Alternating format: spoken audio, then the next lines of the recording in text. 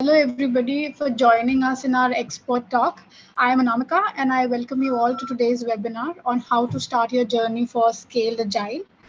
It is a great pleasure for me to introduce our speaker, Meetu Singh. Meetu is Agile and Delivery Leader, having 20 plus years of experience in IT delivery and Agile transformation, with ability to drive delivery excellence initiatives for organization and customer benefit.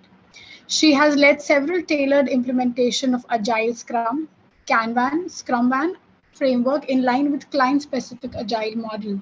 And in today's session, she'll be talking about applicability of Scaled Agile in different enterprise, and we'll discuss approach towards Scaled Agile adoption and its practices to focus on. So without taking any more time, I'll give the floor to Meetu and let us begin the session. Thank you everyone for joining the session again. Thank you so much, Anamika, for a quick introduction. I guess I can skip my introduction, but just want to, before we begin. So hi, everyone, very good afternoon. And it's already a start of a weekend. And as all Agile enthusiasts are all, coming up together to be learning and attending more session, that's what Maximum Agile Enthusiast tries to do on Saturdays, Sundays, right? If you attend any webinar, meetups, or conferences. Great. So with that, let's begin with a discussion on Scaled Agile. I'll say, even though if it is a webinar, feel free to put your question in the Q&A or a chat window, so I can address it as we are moving forward.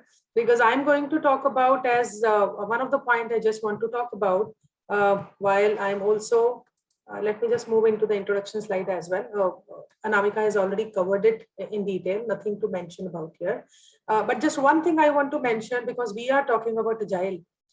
So my experience so far has been maximum into, doing the tailored Agile implementation. When I say tailored Agile implementation, it refers to that, I definitely believe on all the framework, be it Scrum or Kanban or Scaled Agile or Nexus or Spotify or less, right? All frameworks are great because they are proven practices and we can't challenge them that they are wrong. But the whole point also to understand, are they the right fit for us to be following in our environment? That's the question number one. Second is, they are not compliance standards. They are suggestive standards, which feel so, which we definitely trust and believe that if you follow all those, the entire framework as it is prescribed, then you are for sure going to get a benefit. But yes, we do see a lot of challenges in complying to the framework 100%. And I always say in all of my SAFe trainings as well, understand each and element of the SAFe framework, but do not run into the aspiration of complying to the framework, because then you actually totally loses the whole purpose of doing a transformation journey, right? So we have to start gradual steps, and that's what is my expertise majorly into. That my perspective is always look at what's that culture, the nature and the needs of the client, and versus what exactly we can pick up from this framework to start our journey, right? So that's what I'm going to put focus in the webinar for Scaled Agile, right? Okay, to begin with, I guess nothing to mention about this gentle personality, and what a nicely quoted statement that success today requires agility, right? And drive to constantly rethink, reinvest, react, and reinvent, right? That's typically we talk about is the need of our industry today, and especially when we talk about digital industry, the IT industry. If you are not faster enough, that means you are not able to support to your customer in their business growth. That's perfectly true. Even though if you talk about the automobile sector, you talk about any banks for that matter today, or you talk about any industry, right? If you do not have an ability to be moving the frequent changes on the production, because those changes are what? Those changes are the problems of the customer that you are trying to remove it as soon as possible. So that's eventually is the way of working today. And being as an part of this 21st century, we all are very much attuned with speed, right? So even though if I'm writing somebody a WhatsApp message now, so it will be too much of pain for me to be waiting. Okay, this guy now read this WhatsApp message in the evening after 10 hours. So at times we become impatient because we need the response faster, be it whatever area or scenario it is in our life. So agility has become one of you can say the element which has to coexist today, right, in the industry. Now to moving ahead in our agenda that we want to talk about is, before we even jump into talking about Scaled Agile, I'm sure that a couple of you would already be knowing about what is Scaled Agile, but yes, I will also cover a brief about it. But before we jump into understanding what are those best practices to adopt Scaled Agile, first thing to answer, yeah, and maybe all of you can attempt to answer that in chat window as well, that which agility are you chasing in your enterprises? Is it an individual level agility that you want to improve your performance to be faster, responsive, or you're working with some individual to make a change or impact in the person or a team? Or is it a project in which you want to adopt agile as a mindset or a methodology? Or is it a complete program, combination of multiple team where we are trying to adopt agile way of working, or a complete even portfolio, a bigger element than a program, which is combination of multiple programs under that, which we want to transform into agile? Or are we looking for the complete end-to-end enterprise transformation? Because when we talk about enterprise, it does not only include your projects and delivery. I'm specifically referring to the IT organization. It does refer your HR, your L&D, your infra, your administrator, your marketing, your pre-sales, your sales, right? So all these functions also need to be agile, along with just a delivery following agile methodology.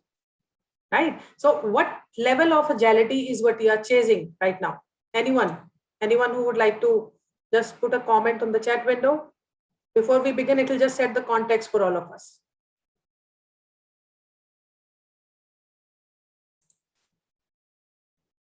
So, Anamika, I'm not too sure if people have access to the chat. They do have. Okay. Perfect.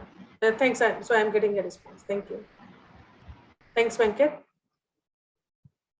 Okay, so in enterprise agility, and yes, Vijendra is saying all level, be it individual, team, project, program, right? So eventually I'll say the top one is your choice, that program, because when you say program, you have to be touching with all elements, be it individual, team, and projects. You don't have a choice, especially focused on product engineering or all levels, right? Now here, first of all, this clears the mist within our mind that when we are talking about agility, we have to first understand the scope in which you want to adopt the scaled agile or maybe agile practices. Because if it is team only, then the approach would be different. If it is a program, combination of multiple team, then probably a different thinking had to be taken in the place. Enterprise, totally different. Portfolio, totally different, right? However, we always try to pick up the smallest element first, and then we want to roll up and then replicate to the entire enterprise. That's typically an approach that Scaled Agile also says, but it's first to understand which agility we are trying to chase, right? So I guess we all are clear. We are here to have more understanding on program level or a product team level or an enterprise level or at all levels. How do I drive agility? So that's what we are going to majorly touch upon. Okay, great. So moving ahead, there are two things that we need to understand first before even into jumping into a Scaled Agile. The fundamental difference between Scaled Agile framework versus if I had to maybe take in comparison, a right comparison would be, let's say, with Scrum, right? Because Scrum is one of a framework that I feel so is very, very common all across enterprises and all across agile enthusiasts as well, because everybody would have started their journey with Scrum when we want to learn about agile.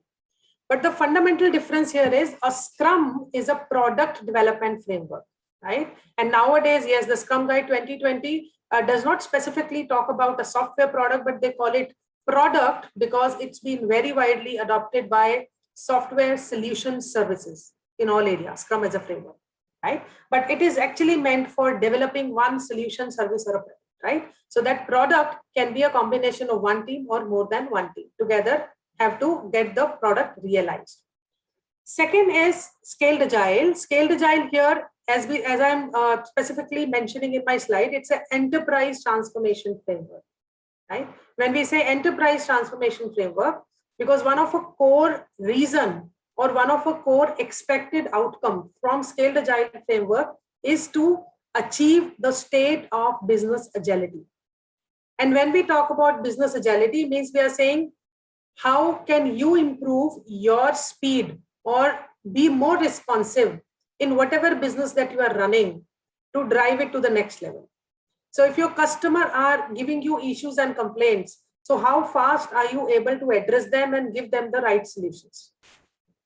If I compare a very traditional practice of customer satisfaction survey, and which to my knowledge actually happens now also in medium and large and small scale organization, where we run this survey annually to approach to our customer asking a feedback that how do you rate ourselves on the scale of 1 to 5 or maybe 1 to 10 if you're using NPS score.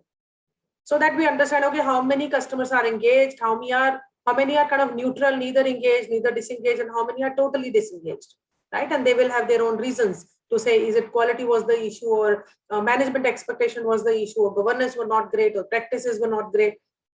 But that's one point, that is that sufficient in today's environment to be connecting to your customer once in a year to seek their opinion? Of course not, right? Not anything that I have to further dwell into, but that's what we are trying to achieve, that how do I get my business performance or my whole business outcome reaching to the state of agility? Can I be faster looking at the need of the industry?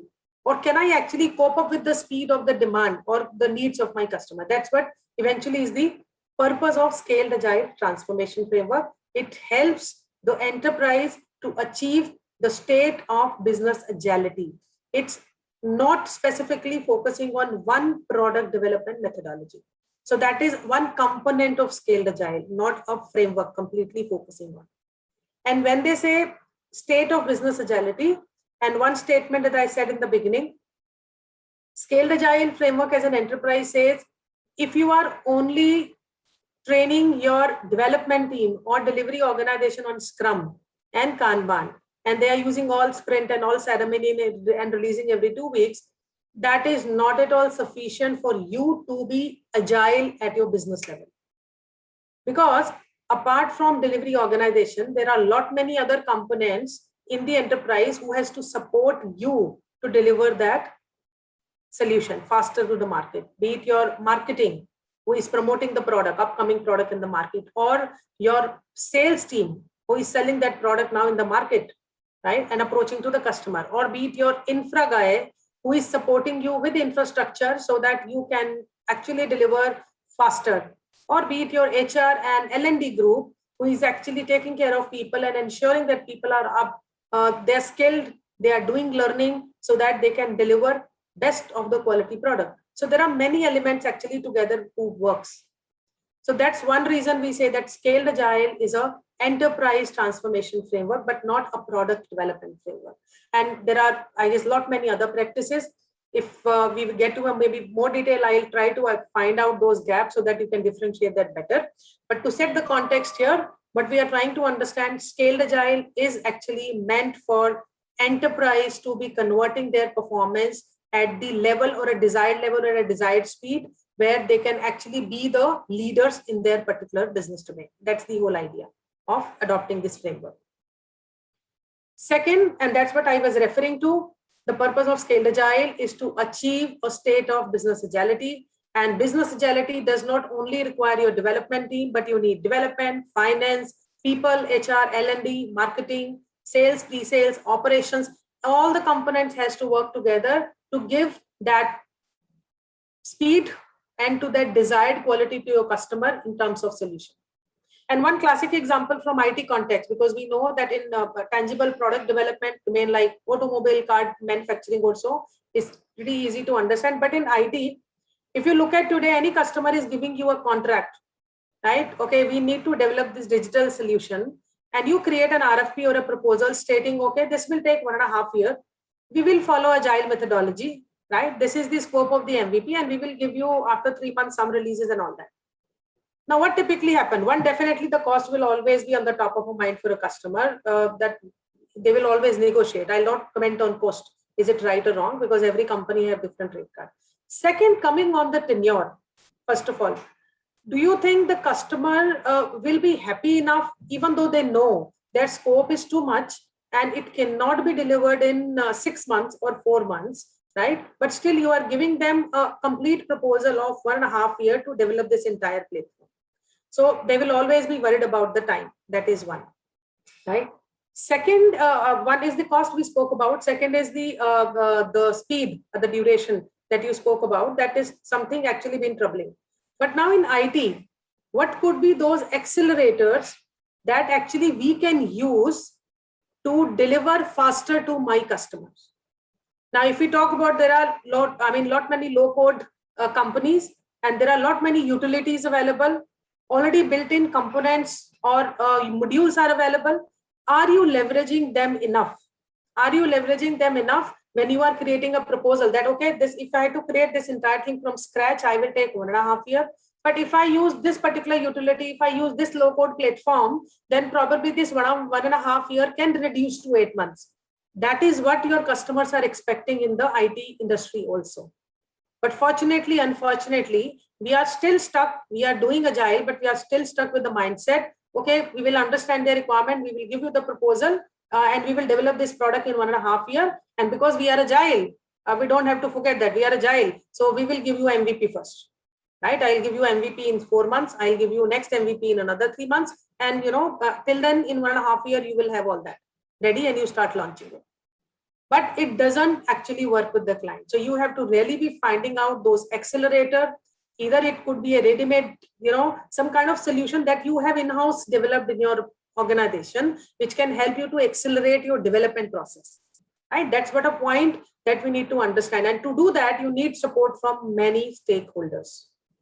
Either it could be a merger and acquisition vertical that is helping you to acquire or collaborate with some company who can actually provide these ready-made solution to you. You integrate that, the time get reduced, and then you are delivering it faster.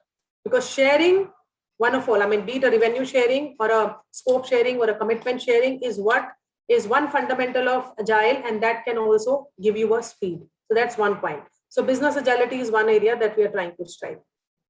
Then moving into, I guess there are a couple of you or all of you, if you have already gone through Scaled Agile framework, then there are 4 variations that Scaled Agile typically recommends that the organizations can pick up to start their journey.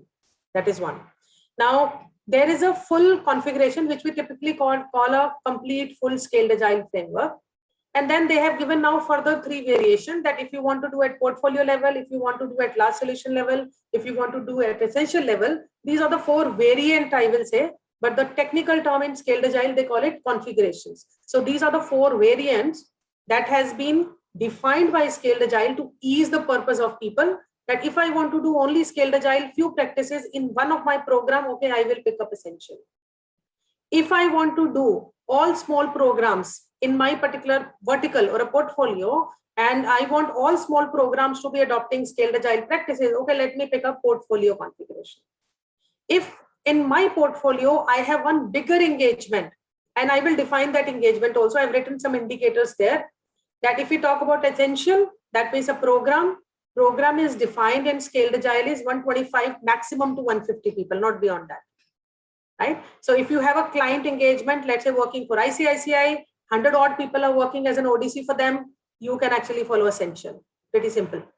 But in the BFSI portfolio, if you are supporting ICICI also, Yes Bank also, HDFC also, and all of them have this headcount, varying from 50 to 150, you can actually pick up portfolio configuration. Under the BFSI portfolio, I am running multiple essential. That is one. Another scenario could be that under a BFSI portfolio, I have one vertical, which is the number of headcount of the people that we have, either 1,000 or maybe 800. So of course, you cannot call that a one program, but they can be called as large program. And that is what we call them, large solution. So under a portfolio, you can have large solution also. And full means when I want to do at the complete enterprise, means I have multiple portfolio, BFSI also, healthcare also, travel and hospitality as well is one way of defining a portfolio. And for all the areas, I want to actually start my safe journey. So then, okay, I will have to pick up a full configuration. So these are, first of all, 4 variant. And further to understand these variations or the configurations here, I've just tried to depict it the same example what I was giving now, that consider in your organization, if you have a BFSI portfolio or a ODC, I'll not say actually a ODC, because ODC dedicated could be for one client. let's say under a BFSI portfolio, you have 1500 plus headcount. This is just an example. You may have 50,000 also. That's perfectly fine, because then the quantum of portfolios will increase. That's it. So you have a BFSI portfolio, 1500 plus headcount people. Consider that under BFSI, you as a company is serving to Yes Bank also, HDFC also, ICICI also, and Kotak also. And I've just tried to put some examples here so that we can relate that within Yes Bank, I am actually also developing and supporting the whole end-to-end retail banking platform, both for web and the mobile application. I'm also supporting their entire end-to-end lending platform, right? All type of loans, home loan, personal loan, education loan, any vehicle loan, or automobile loan, whatever loan type of loans that they have, the whole complete end-to-end lending suite. And third is investment and trading, where people are opening, FDs or recurring deposit or any kind of investment and trading or buying share or demat accounts, anything that you want to open. So you are actually working on all these areas for one bank. And of course, all these area needs to be connected to some of the other level, because as a customer, if I go to, let's say, Yes Bank, and I am already a very old and premium customer to Yes Bank, and I am applying for a loan, so my credit history and all details had to actually be coming from retail banking platform and to validate everything. And then my entire loan process will be even faster as compared to a new person who is first time walking into a Yes Bank. So there has to be definitely a connect between these components, and then only the end-to-end ecosystem for Yes Bank operates. Right? So that's 1,000 plus people. I actually qualify Yes Bank under BFSI portfolio as large solution level. And I'll also show you on the website so that we can relate it better. So large solution is what we will qualify Yes Bank as. Then coming to HDFC, I'm just maintaining their retail banking platform, web and mobile, 100 plus people. ICICI, I have another large solution, right? But this is 300. Yes Bank was 1,000. And in ICICI, I am taking care of retail banking and lending both. And Kotak, I'm just taking care of retail banking, for example, or I'm just entering into a journey with them to develop the whole digital retail banking platform, for example. So these are multiple combinations that we can have, right? Now, under the full configuration, if I actually, let me just show you something on the screen.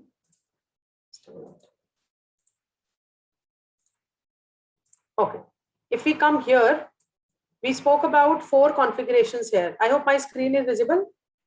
So there are 4 configurations as I spoke about. Full. Full means I have a portfolio level, that means at the enterprise level. At the BFSI portfolio, that's a portfolio here, one of the portfolio in the enterprise, BFSI portfolio. The BFSI portfolio have one large solution, actually 2 large solutions in our case. One is Yes Bank and second is ICICI. And I also have 2 essential, which is HDFC and Kotak also, 100 plus people, right? So that's the one way of looking at it. But other way also, if I look at large solution, right? Let's say ICICI, I have to divide that into minimum 3 programs, right? 100 each, so that I know to run ICICI as a large solution, I need to actually divide them into 3 programs or 3 essential. Essential is nothing but a program level. And below program, you have teams in Scaled Agile, right? Now here, why these configurations are given? If I want to implement SAFe for all the portfolio in my enterprise, BFSI is one example, healthcare is another, pharmaceutical could be another, travel, hospitality can be another, right? So let's stick to one portfolio. So if I want to do SAFe for the complete portfolio, including both large and also including 2 essential as well, I will go and pick up full configuration. That's how I will first of all select my framework, right? Second, let's say if I come to portfolio configuration here, I'm still working, trying to do SAFe transformation at BFSI level, but I don't want to pick up any large program here. So that means what I will exclude here, Yes Bank, which is 1,000 plus people, and ICICI, which is 300 plus people. So here, I'm just going to work on SAFe for HDFC and Kotak. So I'm going to run under one portfolio 2 programs or 2 essential. So when this is the situation, you don't want to touch upon the large programs first. you just want to do all the independent essentials, independent programs. And please note that point, independent programs, because HDFC has nothing to do with Kotak, Kotak has nothing to do with HDFC. Both are independent. I will pick up portfolio configuration. If I come to large solution, let's say within my portfolio, I just want to implement scaled implementation for one of the large program of my portfolio. Let's say Yes Bank, 1,000+ people. Then I will pick up large solution. But here one thing to understand, under large also you have essential. That means the complete Yes Bank would eventually be run by approximately 9 to 12 essential or 9 to 12 program to run the complete large solution of Yes Bank, right? And couple of these program will be connected in a way that some data has to flow from this system to this system, then only the whole ecosystem will be operating. That is the reason we call them large solution. One is for headcount, and second is the systems that you are developing under large solution, they are having interdependencies with each other, right? So that's one. And the last and the simplest fundamental element or a variant for scaled agile is essential. I say I don't want to do for the entire BFSI, but only for Kotak, I want to implement scaled agile practices. Then I will go and pick up only essential, right? So that's the fundamental difference to understand these 4 configurations and when do you pick up which configuration. So that is one. Now coming back to the slide here, I hope it is understood, but yes, I mean, I'll open to take question. You can post it in the chat window. We'll talk about it.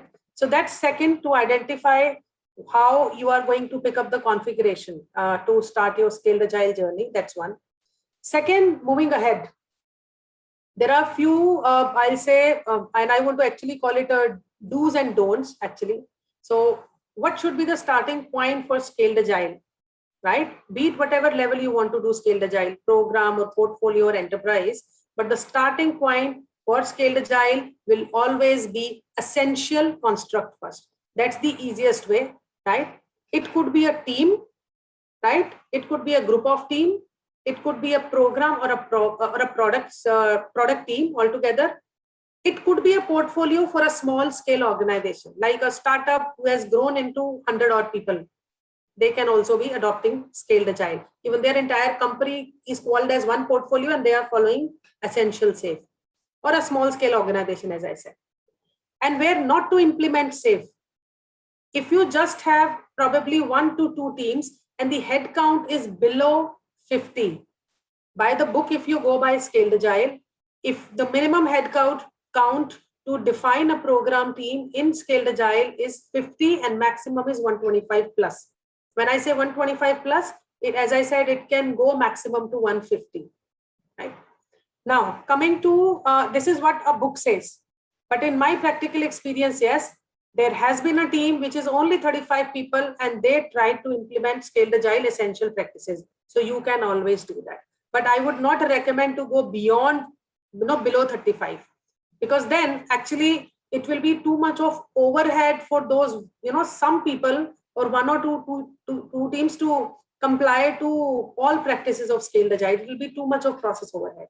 So that's not at all recommended. By the book, as I said, 50 is a minimum head count that you should have before you jump into scaled agile.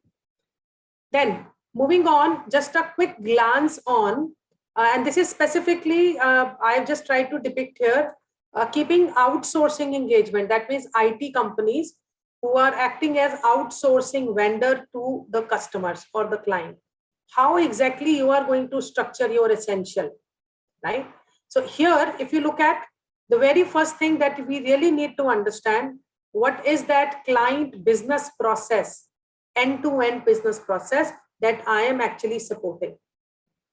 Now here, there could be a possibility that you have got the outsourcing contractual engagement only for one of the system that is part of this entire business process. Rest of the other systems either done by some another vendor or maybe they are done internally by the client in their IT team.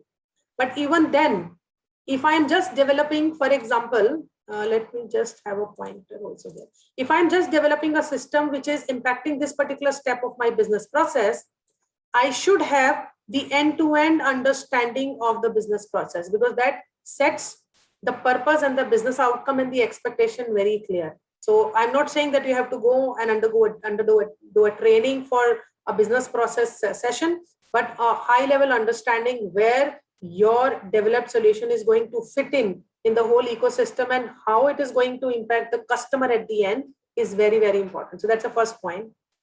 Second is, if we talk about this layer, that first layer, this layer is typically governed by client.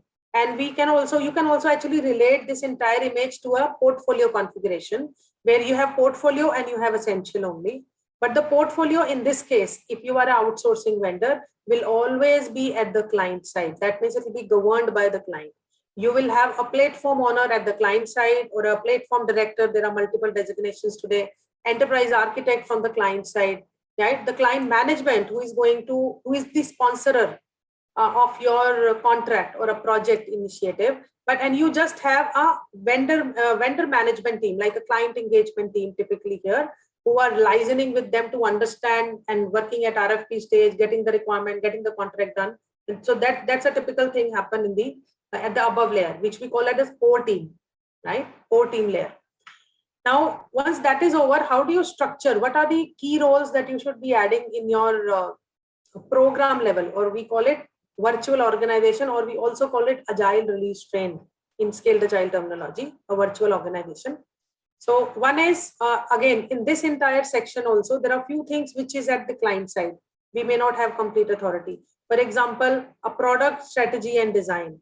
So you may already having a product director or a SPOC who is going to decide that what features we want to develop, which feature going to be releasing, when in the market, when is my milestone. All that is typically been driven by a customer product director or product manager, whatever you want to call it. And this happens at the client side. So where the needs are identified of their end users and they are listing the features. Then, of course, we have outsourced and came up with the development team. So I'll not cover that specifically. It's all Scrum team, we all know. And they may be following XP, Scrum, Kanban practices to implement or improve their process. Now, additional thing in outsourcing that we need is a chief product owner or a proxy product manager. If your product manager is at the client side, maybe let's say at this particular layer, the above layer, you should also have a proxy product manager or a chief product owner who is actually understanding the needs with the guy at this level and then translating that to the respective product owners so that everybody is aligned. So that's another role. And chief scrum master role is completely, of course, not at the client side. You may sometime have delivery SPOC at the client side. Else, you will always have a project manager or a senior project manager within the program who is looking after multiple Scrum team. And over and above, you also have additional program head.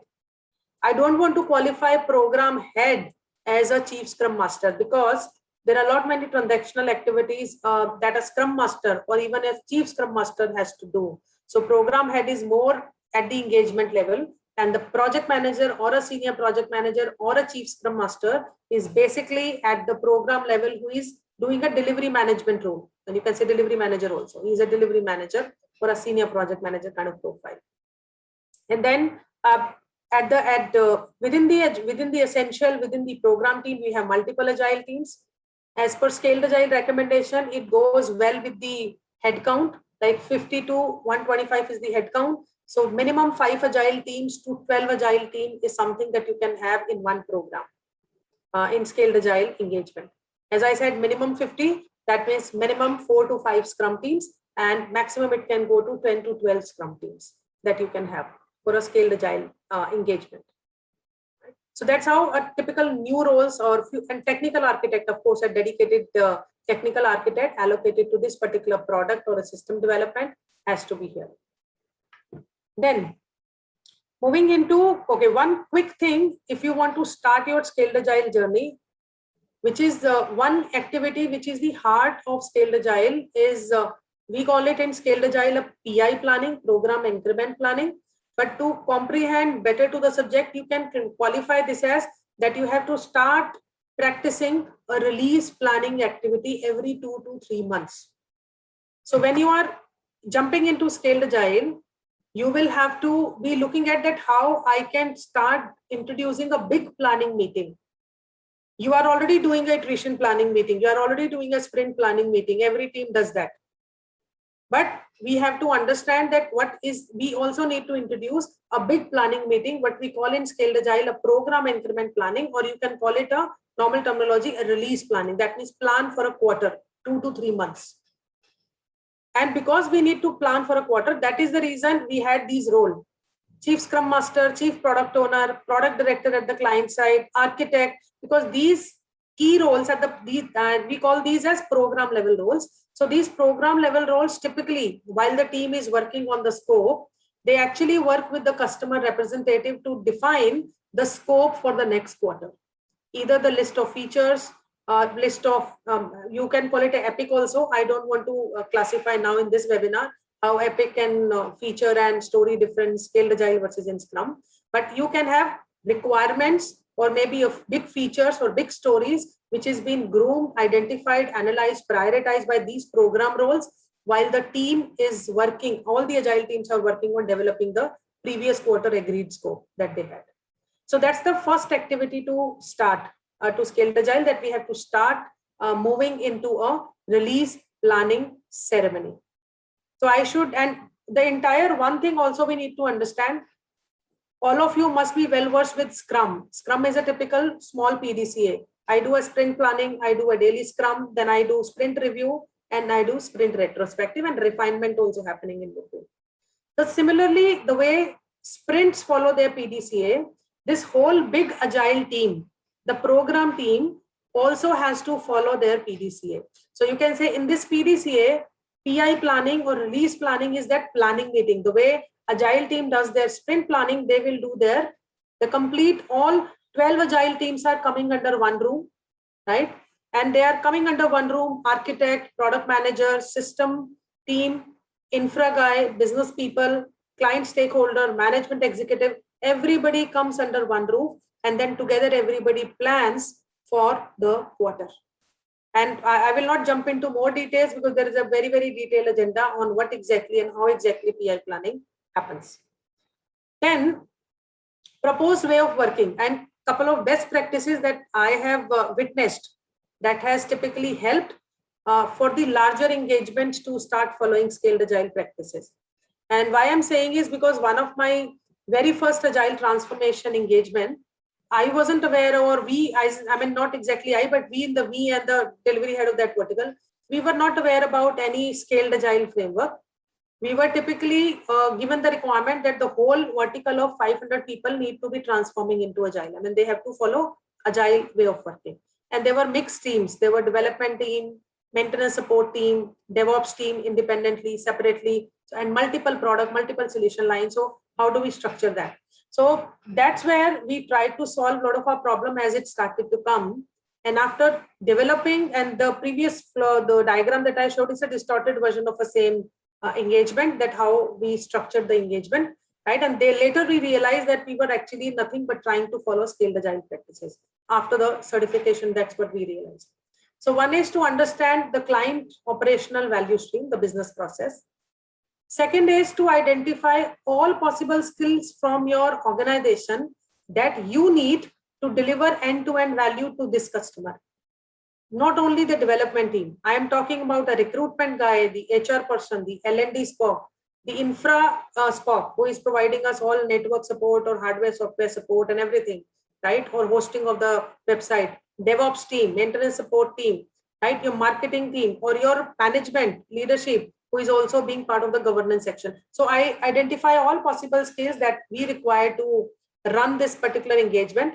And we actually coined that as a virtual independent organization unit. The organization unit, which has their own HR, own marketing guy, own infra guy, dedicated architect of set of 2-3 people who are overseeing the architectural governance across all products under that vertical. Then a dedicated testing group, a QA vertical, specifically focusing on automation practices. A dedicated DevOps team, which is supporting all Agile teams in doing their build and deployment and creating more and more automation wherever possible. So we created that virtual organization. Second is to give some overview session. I'm not saying to train people on leading safe immediately. That may be, it will not be a bad idea, of course. Knowledge in any form and way will not be a bad at any point in time. But a quick overview, how exactly that release planning ideally has to happen and how exactly the release retrospective has to happen. So inspect and adapt that you see here, this one, INA, this is typically termed as retrospective meeting for the big virtual organization where all 100 people are entering together and doing the retrospective. So basic overview of these two events only has to be given, and then adopt the big planning approach meeting. Now, few things that you can customize here is duration. Scaled Agile says it has to be a 2-day dedicated affair to do a planning meeting. But to be honestly, in practical purpose, the customer was not in the agreement, neither management, that we can actually allow all these 150 people to go for a 2-day planning. It will be very easy to do actual Scaled Agile implementation if your client is driving it, because then you are part of that initiative. But if your client is not driving Scaled Agile and you want to follow Scaled Agile practices, in that case only you can still think of customizing the duration. If it is a normal BAU, then try to do it maximum for maybe 3 to 4 hours or maximum a day, and then gradually improve over it. Right? Preparation for the release planning. Right? So before we enter into a release planning, I should know the scope for my next quarter, what I'm going to give to my team, and what is my status of my previous quarter. How much is spillover? Do I have to readjust? Involve all teams. For what? For having more discussion on interdependency. And that's a big eye opener when you start this approach. Because when people start to discuss their dependencies in between on a single forum, then typically they understand the benefit of these kind of big planning meetings. Right? And it's a practical experience which I have experienced. The management start to realize, yes, people are openly talking about if you are planning this and this sprint, then I don't think so I can deliver my commitment, and then they do a replanning. So that's the starting point for you, that they started realizing the value out of it. Involve client and management scope wherever possible, right, in that meeting. And scope readiness for 2 to 3 months in terms of features, stories, expectation is something a product manager or a chief PO has to do. Set up sync meetings. I guess SOS you have already heard, Scrum of Scrum, but there is another PO sync meeting also we have to run for scope management typically. And conduct retrospective meeting, which is a must. So these 4 things are mandatory when you start to jump your journey. A big planning meeting, your sync meetings, and last is your retrospective minimum, so that you can close the PDCA for the whole virtual organization. Right?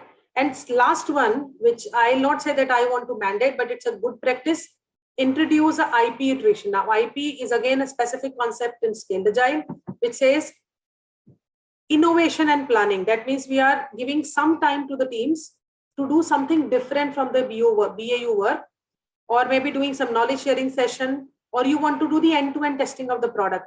But do not misunderstand this by hardening sprint. It's not hardening sprint. We are not saying keep 1 week buffer at the end so that all defects that you have introduced in the previous 4 sprint, you will fix it all. It's not hardening sprint. Defect, I have to fix it in every iteration. I will not create a backlog later, but this is for overall improvisation of the product, which we call IP iteration. And in the same week, you can actually take 1 day out to do a PI planning or a release planning for next quarter. So otherwise you will not have any time for planning and you will jump into one quarter to another quarter. So introduce this concept. That's again a very, very important one. So 5 practices is what I've recommended to start with a scaled journey. And what I spoke about now, this is last one. I just want to quickly walk through here. This is a standard framework which is given by Scaled Agile. As I said, if your client is driving safe transformation, then you don't have to worry because they will follow the standard roadmap. That first, we will have a SPC in the organization training the change agents. Second is training your executive managers and leaders on leading safe program. All these are certification program that you see that can be done as we are preparing and identifying a value stream and creating a virtual organization. So you identify the value stream, create the plan, and train your people while you are, setting up practices for Scaled Agile implementation, and then do a very first PI planning meeting. After the first PI planning meeting is over, Then the SAFE program consultant, RTE, they are doing coaching and mentoring to the team as they are moving ahead. And while they are reaching to their first retrospective, which is INA, inspect and adapt, then you would think, okay, now it's the time for identifying next virtual organization or next essential in my enterprise, and then launching them also. And then extend to the portfolio. As I said, the BFSI portfolio example I gave, I started with, let's say, ICICI or maybe HDFC, 100 people. Then when they did their first PI, they did their first retrospective, then I pick up Kotak here. So do not start to put two programs together in parallel until unless you have a right skill set and capacity available, like you have two SPCs. Then only it will be fine to be running it parallel. But otherwise, if it is one SPC, one set of COE who is driving this implementation, then it has to be sequential for a certain time, and then you may start initiating parallelly as you move forward in the entire journey. Okay, so that is all that I have captured or summarized the content. I guess we have 10 more minutes. Any questions that I can help to answer? Anyone? Okay, so I already have one question by Satish. So why do we have enterprise solution delivery in large solution but not in portfolio? Very good question, Satish. Let me first explain you from the website only. You get the idea. And let me read your question again, just for my, why do we have enterprise solution delivery in large solution but not in portfolio? Perfect. So if you look at large solution and actually look at full SAFE first, enterprise solution delivery is a competency. If, as I said, if I want to do in the whole BFSI and you have two large program also, Yes Bank and ICICI, then I will have to have this competency, because this competency talks about that you are developing a solution which is a combination of multiple. Let me share the screen also. Sorry, I forgot while I was explaining. So it is a combination of multiple products that needs to integrate to give the end-to-end solution to the customer. And there is a difference between solution and product. When you look at product delivery, so this is, we are talking about one product or one digital system. But when I talk about solution, I am talking about more than one product, which needs to talk to each other, integrate each other. And it's not one product, it's an end-to-end solution which is enabled by these two products. That's the reason, first of all, this competency purposes. So it's there whenever you have only large solution in picture. In large solution, we are doing it for only large program like ICICI and Yes Bank, as I gave the example, 1,000 plus and 300 plus. Because there I am going to work on multiple products which may have to talk to each other. Hence, I will have this competency here. Portfolio, I am talking about all essential, independent, like Kotak and HDFC. So they don't have to integrate their solution together. Hence, there is no enterprise solution delivery in portfolio. Thank you. Okay, and there was one more question by Prakash. What is Kanban? Quickly on Kanban, Prakash. So Kanban typically is is also one of the lean agile methodology, right? The purpose of Kanban is to visualize your work. So there are two key, very basics of Kanban is, first is visualize your work, and second is put a WIP limit so that you can improve the flow. Now to do that, if you look at in the full SAFE also, the Kanban is an integral practice that Scaled Agile has imbibed at all levels. Even at Agile team level, you need to visualize your work progress like a Kanban board. Even at the program level also, you have to create your Kanban to see which features are in which stage. Even in the portfolio level also, you have to visualize on the board, okay, what are the epics I am working and what epic is in which stage. So Kanban is actually, as I said, lean agile methodology, which helps to visualize your work. Why? Because when the things are visualized, we can identify the bottlenecks easily, that where the things are stuck, and take action. So it helps to improve the overall output of the team. That's the purpose of Kanban and why it has been used all across. Any more questions, anyone? We have, I guess, 3-4 minutes more, and then I would like to hand it over to Anamika for our closure, but I can take maybe 1 or 2 questions more if there is any.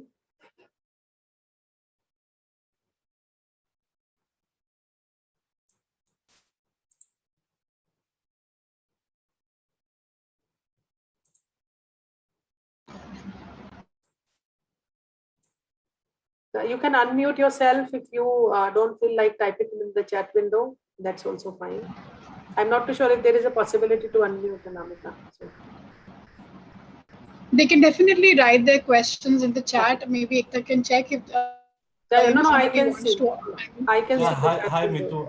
I have one question. Like at team level, we have like two things team can do. They can do Kanban also. They can do choose Scrum also.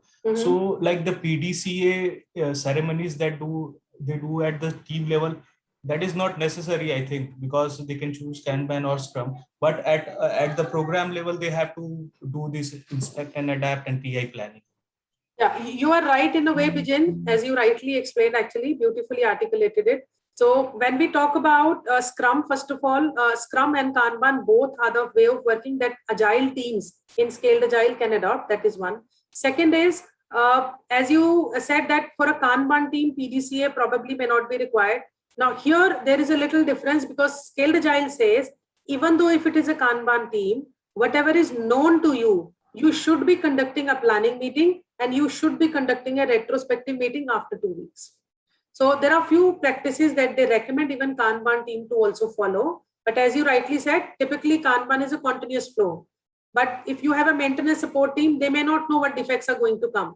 But they have for sure some activity that they plan on at their end. For example, code refactoring or maybe clearing of a previous defects or doing a testing. So some known work is there. Then only you should take that in account and do a planning, not for the entire duration of a iteration or a sprint.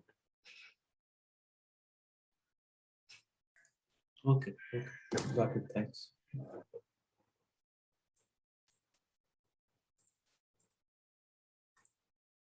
Okay, great. I guess if there are no questions, I hope you did find the session insightful and some information would have been helped you to understand about Scaled Agile.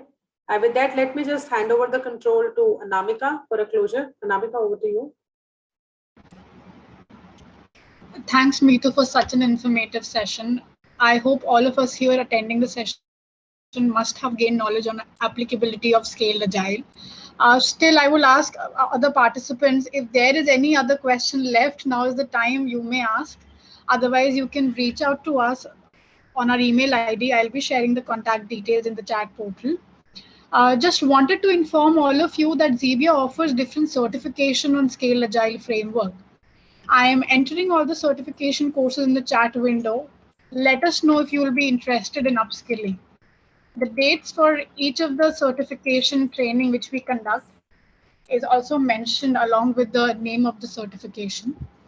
As I said, if interested in knowing about more how Xebia offers the same certification and how we conduct the training, you can drop us an email on inquirytraining@xebia.com, or you can also reach out to the concerned person on the given phone number that I have recently entered in the chat portal.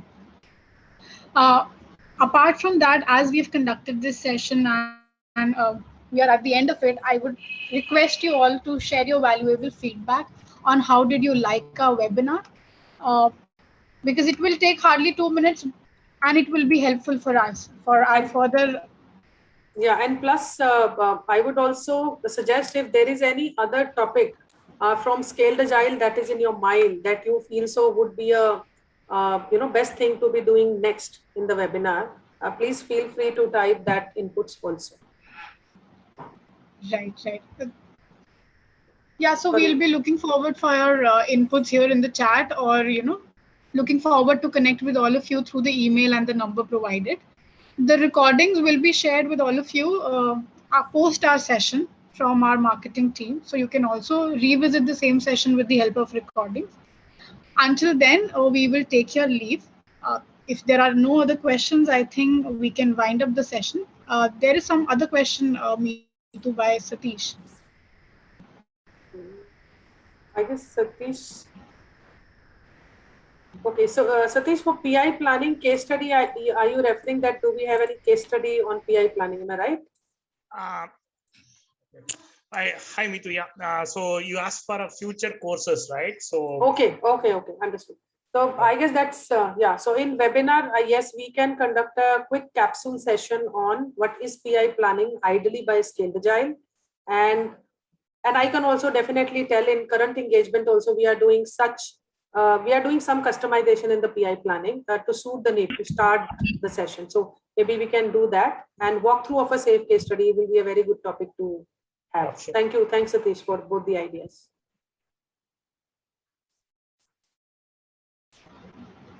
Thank you, Madhu, for the feedback. I guess if you can just take 1 minute and share your feedback. Was it helpful, not helpful? Thank you, Bijay.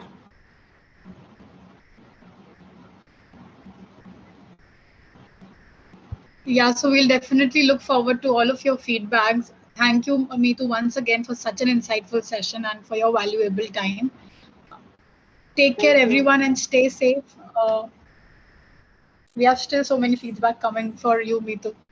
Thank you. Thanks, everyone. Thank you. I hope it is helpful to all of you. And Thank we'll you. have more such sessions. Yeah. Sure. Thanks a lot. Yeah. Thank you. Thank you so much. Thanks, everyone. Goodbye.